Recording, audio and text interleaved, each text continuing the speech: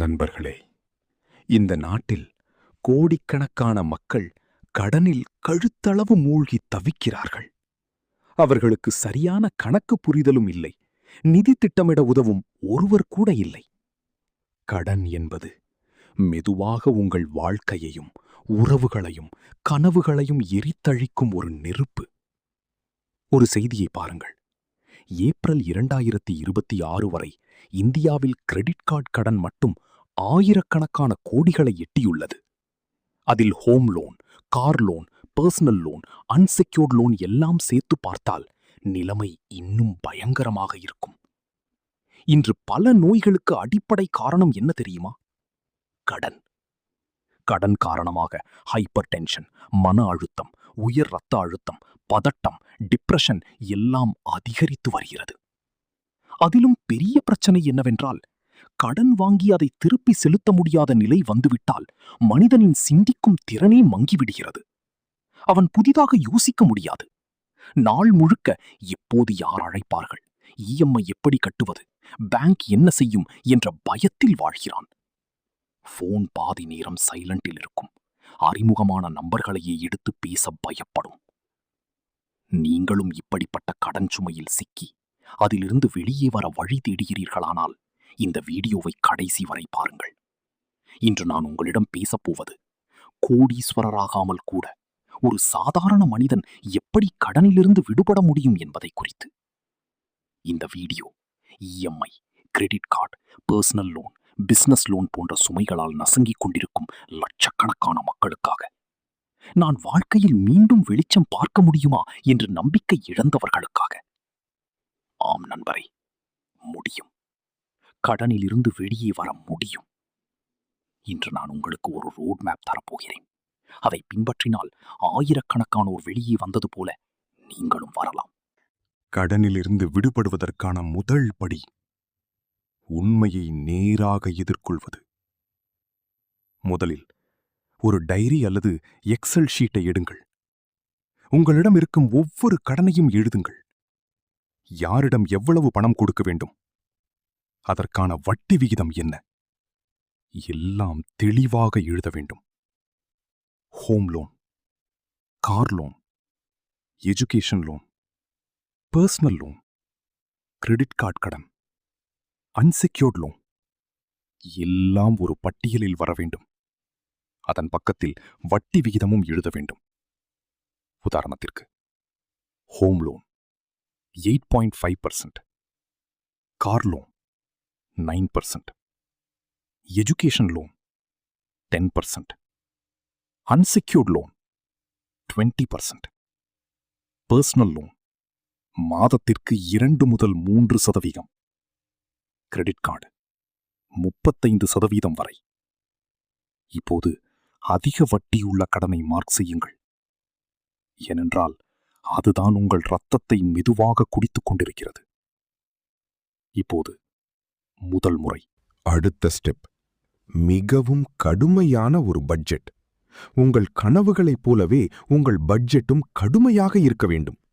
பணம் எங்கு செல்கிறது என்று ஒவ்வொரு ரூபாயையும் கண்காணிக்க வேண்டும். தேவையில்லாத செலவுகளை உடனே நிறுத்த வேண்டும். இந்த வீடியோ முடிந்தவுடன் கூட செலவுகளை குறைக்க வேண்டாம், வெட்ட வேண்டும். Netflix, Amazon prime, Disney plus Hotstar 150 ரூபாய் முதல் 1000 ரூபாய் வரை மாதம் மாதம் எரிகிறது. ஸ்பாட்டிஃபை, யூடியூப் பிரீமியம், கானா பிளஸ் இவையெல்லாம் சிறிய செலவு போல தோன்றும்.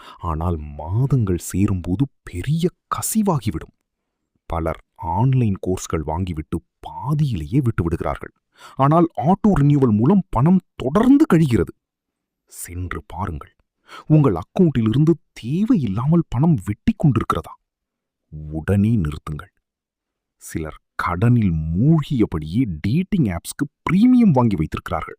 500 ரூபாய், 1000 ரூபாய், 2000 ரூபாய் மாதம். அடப்பாவிகளே, இஎம்ஐ கட்ட முடியாமல் தவிக்கிறீர்கள், இன்னும் டிண்டர் பிரீமியம் வேண்டுமா? அதையும் நீக்குங்கள். கேமிங் ஆப்ஸ், பெய்டு மெம்பர்ஷிப்ஸ் இவை உங்களை கோடீஸ்வரனாக்காது, ரோட்டுக்கே கொண்டு போகும். நினைவில் கொள்ளுங்கள், கடனிலிருந்து விடுதலை ஃபேன்சி லைஃப் ஸ்டைலிருந்து வராது. ஃபோக்கஸ்ட் லைஃப் ஸ்டைல் இருந்து தான் வரும். மூன்றாவது முக்கியமான விஷயம், எமர்ஜென்சி ஃபண்ட். திடீர் செலவுகளுக்காக சிறிது பணம் சேமிக்க வேண்டும். முக்கியமாக நான் கத்தி கத்தி சொல்ல விரும்புவது ஹெல்த் இன்சூரன்ஸ்.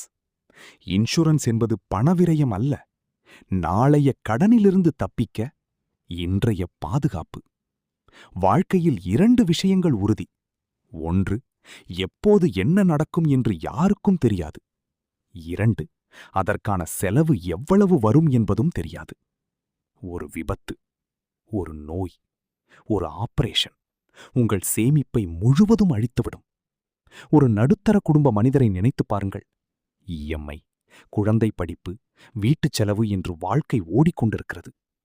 திடீரென்று heart attack, ICU, hospital bill 6.5 லட்சம். சேமிப்பு இல்லை, இன்சூரன்ஸ் இல்லை. என்ன செய்வார்? பர்சனல் லோன், கிரெடிட் கார்டு, உறவினர்களிடம் கை நீட்டுதல். 2 வருடம் கழித்தும் அந்த கடனையே கட்டிக் கொண்டிருக்கிறார். ஆனால் மாதம் 500-600 ரூபாய்க்கு ஹெல்த் இன்சூரன்ஸ் இருந்திருந்தால் இன்று அவர் கடனில் மூழ்கியிருப்பாரா? ஆகவே இன்சூரன்ஸ் அவசியம். மழை. 5வது முறை, கூடுதல் வருமானம். கடனை கடனால் வெல்ல முடியாது, வருமானத்தால் தான் வெல்ல முடியும். கணவன் மனைவி இருவரும் வேலை பார்த்தால் ஒருவரின் சம்பளத்தில் வீடு ஓடட்டும், மற்றவரின் சம்பளம் முழுவதும் கடனுக்கு போகட்டும். நீங்கள் தனியாக இருந்தால் பார்ட் டைம் இன்கம் தேடுங்கள். இன்று சமூக வலைதள காலம், வாய்ப்புகள் ஏராளம். Content writing, video editing, logo design, data entry, freelancing, எது தெரிந்தாலும் செய்யுங்கள். வார இறுதியில் டூர் கைட் ஆகலாம். ஓலா, ஊபர் ஓட்டலாம், ராபிடோ செய்யலாம். வீட்டில் பெண்கள் இருந்தால் டிஃபன் சர்வீஸ் தொடங்கலாம். பிஜி பகுதிகளில் ஹோம் ஃபுட்டுக்கு பெரிய டிமாண்ட் இருக்கிறது. மாதம் 20,000-25,000 வருமானம் கூட கிடைக்கலாம். கேமரா இருந்தால் ரெண்டுக்கு விடுங்கள். பைக் இருந்தால் ரெண்டுக்கு விடுங்கள். எக்ஸ்ட்ரா ரூம் இருந்தால் பிஜியாக விடுங்கள். ஒவ்வொரு கூடுதல் 1000 ரூபாயும் உங்கள் கடனுக்கு எதிரான ஒரு ஆயுதம். உலகத்தில் 2 வகை மக்கள் இருக்கிறார்கள். ஒருவர் செலவை குறைப்பவர்கள், மற்றவர் வருமானத்தை அதிகரிப்பவர்கள். ஆனால் இந்த 2 விஷயங்களையும் ஒரே நேரத்தில் செய்பவர்கள்தான் உண்மையான ராஜாக்கள். 6வது முறை, திடீரென கிடைக்கும் பணத்தை வீணடிக்காதீர்கள். போனஸ் கிடைத்ததா? டாக்ஸ் ரீஃபண்ட் வந்ததா? ஏதாவது விற்று பணம் கிடைத்ததா? உடனே லோனின் முகத்தில் போடுங்கள். அந்த பணத்தால் ஊட்டி, ஷிம்லா ட்ரிப் போகாதீர்கள். லக்ஸுரி டின்னர் வேண்டாம். அந்த பணம் உங்கள் சுதந்திரத்துக்கான ஆயுதம். 7வது மற்றும் மிக முக்கியமான விஷயம், பேசுங்கள். அமைதியாக உட்காராதீர்கள். பலர் கடன் வாங்கியவுடன் சைலண்ட் மோடுக்கு போய்விடுகிறார்கள். யாரிடமும் பேச மாட்டார்கள். தனியாகவே கவலைப்படுவார்கள். இது மிக பெரிய தவறு. பேங்குகளிடம் பேசுங்கள். லோன் ரீஸ்ட்ரக்சரிங் கேளுங்கள். இன்ட்ரெஸ்ட் ரிடக்ஷன் கேளுங்கள். இஎம்ஐ டென்யூர் அதிகரிக்க சொல்லுங்கள். உங்கள் நிலையை உண்மையாக விளக்குங்கள். பேங்க் உங்களை கொல்ல விரும்பவில்லை. அவர்களுக்கு தங்கள் பணம் திரும்ப வேண்டும்.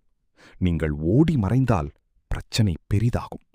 நேராக சென்று பேசினால் பல நேரங்களில் தீர்வு கிடைக்கும். கிரெடிட் கார்டு லேட் சார்ஜஸ் குறைக்க பேசலாம், செட்டில்மெண்ட் பேசலாம், டென்யூர் எக்ஸ்டென்ஷன் கேட்கலாம். 10 பேரில் 7 பேர் பயத்தால் பேங்கிடம் பேசவே மாட்டார்கள். அந்த பயம்தான் அவர்களை இன்னும் ஆழமான கடன் குழிக்குள் தள்ளுகிறது. நண்பர்களே, கடன் ஒரு சாபம் அல்ல, அது ஒரு கட்டம் மட்டுமே. அதிலிருந்து வெளியே வர முடியும். இந்த வீடியோவை கடனில் தவிக்கும் ஒருவருக்கு அனுப்புங்கள். ஏனென்றால் கடனில் சிக்கிய மனிதனுக்கு பல நேரங்களில் சரியாக யோசிக்கவே முடியாது. சிலர் தவறான முடிவுகளும் எடுக்கிறார்கள். ஒரு வீடியோ கூட ஒரு உயிரை காப்பாற்றலாம். அடுத்த முறை இஎம்ஐ கால் வந்தால் பயப்படாதீர்கள். நீங்கள் ஒரு போரில் இருக்கிறீர்கள் என்று நினையுங்கள். இந்த போரில் கடைசியில் ஜெயிப்பது நீங்கள்தான்.